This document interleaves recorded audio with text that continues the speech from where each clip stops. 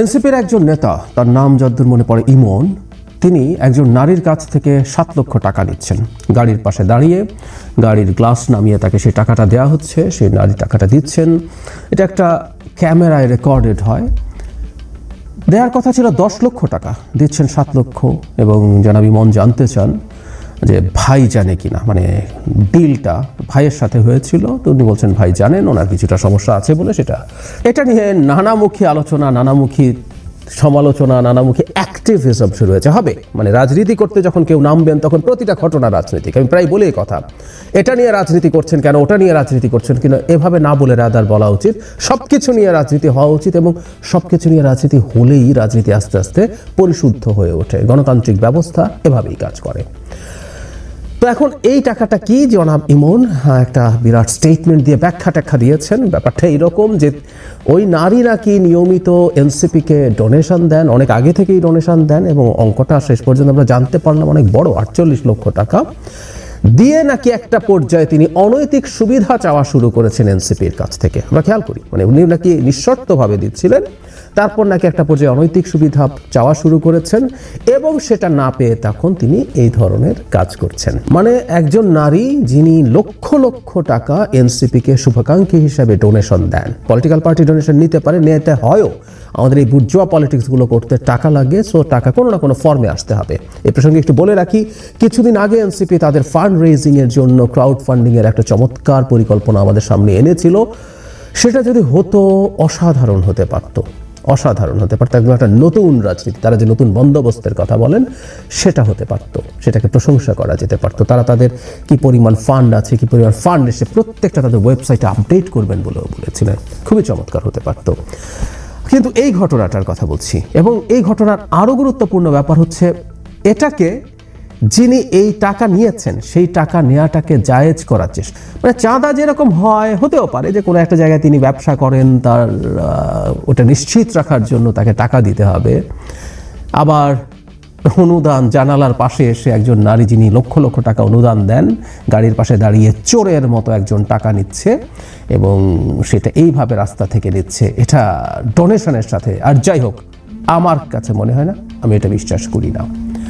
আসলে আমার কাছে ঘটনা যেটা, সেটা হচ্ছে এটা কোনো ধরনের তদবির, যেটা ওই নারী ক্লেম করেছেন যে তার কোনো কাজের জন্য তিনি অনেক টাকা দিয়েছেন, কিন্তু শেষ পর্যন্ত সেটা করা হয়নি, শেষ পর্যন্ত সেটা করা হয়নি। আমার একটা ঘটনা মনে পড়লো,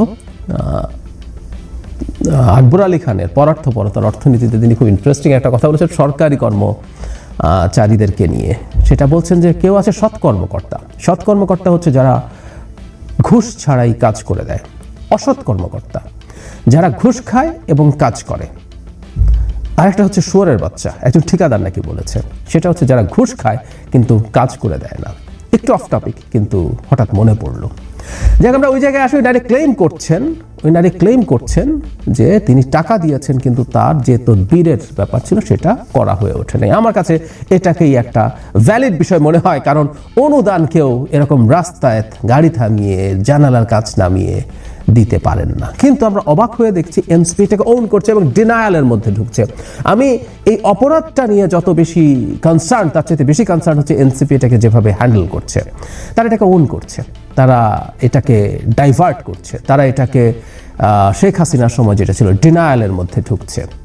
দু একটা ঘটনায় তারা যখন ওই যে একজন পাঠ্যপুস্তক নিয়ে যার দুর্নাম আসলো, সমস্যা আসলো, তাকে তারা দল থেকে সরিয়ে শোকজ করেছিলেন, এগুলো চর্চা হবার কথা ছিল। এটা খুব বিভৎস, এবং এটাই হলো মূল সন্দেহের জায়গা। নতুন বন্দোবস্তের কথা বলে এগুলো সব পুরনো দলগুলোর কাজ, পুরনো বন্দোবস্তের ব্যাপার। বরং অনেক ক্ষেত্রে আমরা এখন দেখছি, অনেক ক্ষেত্রে বিএনপির পক্ষ থেকে অন্তত এগুলোকে ডিসওন করা হয়, বহিষ্কার করা হয়। এনসিপি তাকে ওন করছেন। কারণটা যদি আমরা একটু অনুমান করি, আসলে এবার কিছু কথা আবারও বলি যে 1 বছর পরে এসে খোলামেলা বলতে হবে। এনসিপি তৈরি হওয়ার আগেও যে তরুণরা এই মাঠে আন্দোলনের সামনে ছিলেন, অ্যাক্টিভলি ইনভলভ ছিলেন, তারা নানা রকম বৈষয়িক বিষয়, ধান্দাবাজি যদি করতে ভাষায় বলি, জড়িয়ে পড়েছিলেন। ওই সময় ডিসি নিয়োগ নিয়ে কি হয়েছিল এই কথা আশপাশে প্রচুর মানুষের কাছ থেকে আমরা জেনেছি, কে কিভাবে কার সাথে কতটা তদবির করছেন, কি লেনদেন করছেন। কেউ বলবেন কি প্রমাণ আছে বলার? আমি এবার সবাইকে যদি একটা প্রশ্ন করি, আওয়ামী লীগের দুর্নীতির কয়টা প্রমাণ আপনি দিতে পারেন যে আওয়ামী লীগ খুব দুর্নীতি করেছে? একদম অকাট্য প্রমাণ, এই লোক এই টাকা খেয়েছে, ওই লোক ওই টাকা খেয়েছে। আমরা প্রত্যেকেই সমাজে বাস করি এবং এই সমাজে কি ঘটে এগুলো আমাদের কানে আসে, এবং আমরা যারা বেশি কানেক্টেড আছি, যারা পলিটিক্স অবজার্ভ করি, পলিটিক্স এবং এর সাথে রিলেটেড মানুষজনের সাথে কানেক্টেড থাকি, তাদের কথা জানি। এখনো নানা রকম তদবির হচ্ছে, লেনদেন হচ্ছে এই কাজ পাওয়ার জন্য, ওই পদায়নের জন্য প্রচুর হচ্ছে। নতুন বন্দোবস্তের আলাপ করে আমি প্রায় কথাটা বলি যে এনসিপি তার ক্ষেত্রে এই সমালোচনাগুলো অনেক বেশি হবে, এই পরিস্থিতি সে নিজে তৈরি করেছে, কারণ সে নতুন বন্দোবস্তের কথা বলে। সে অন্য দল, তারা বিএনপিকে আক্রমণ করে, রাইটলি। বিএনপি যেখানে চাঁদাবাজির অভিযোগ, দখলদারির অভিযোগ আছে, সে যেহেতু তার কম্পিটিটর, সে বিএনপিকে এটা দিয়ে আক্রমণ করবেই, এটাই রাজনীতির নিয়ম। সেটা করছে, সে যখন সেটা করছে তখন তার দিক থেকে যখন এই ধরনের ঘটনা ঘটে, তখন এই ব্যাপারটাকে একটু বোঝার চেষ্টা করতে হবে তাদের দিক থেকে। তারাই এই প্রত্যাশা তৈরি করেছিল, কিন্তু তারা অলমোস্ট একই কাজ করছেন। প্রথম থেকে তাদের বেসুমার টাকা বিভিন্ন নাকি ডোনেশন দেয় এবং তাদের নাম বলা যাবে না, যারা নাহিদ ইসলাম বলেছেন তাদের নিরাপত্তা নিয়ে সমস্যা আছে, আমি সেই কারণে বলবেন না। তো এগুলো তো আমাদের সামনেই ঘটেছে প্রথম থেকেই। অত্যন্ত এক্সপেন্সিভ অফিস, অকল্পনীয় এক্সট্রাভ্যাগেন্ট ইফতার পার্টি, বিরাট সব সমাবেশ হচ্ছে, এগুলো আমরা দেখেছি লঞ্চিংয়ের সময় সব জায়গায়। সুতরাং আমরা আসলে তাদের দিক থেকে এই ক্লারিফিকেশন চেয়েছি, কিন্তু এই ক্লারিফিকেশন আসে নাই। কারণ হচ্ছে এই দলটাও আদতে আমাদের প্রিভিয়াস মেইন স্ট্রিম যে দলগুলো ছিল সেরকমই ছিল। কেউ বলেন যারা জুলাই অগাস্টে বন্দুকের সামনে বুক পেতে দিয়েছেন তারা এসব হতে পারেন, উত্তর হচ্ছে হতে পারেন।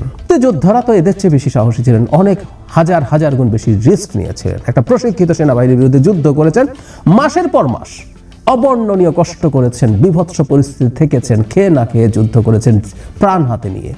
মরে যেতে পারতেন, অনেকে মরেও গেছেন। কিন্তু এরপর আমাদের অসংখ্য মুক্তিযুদ্ধের বিপথে যাওয়ার গল্প নাই? আছে।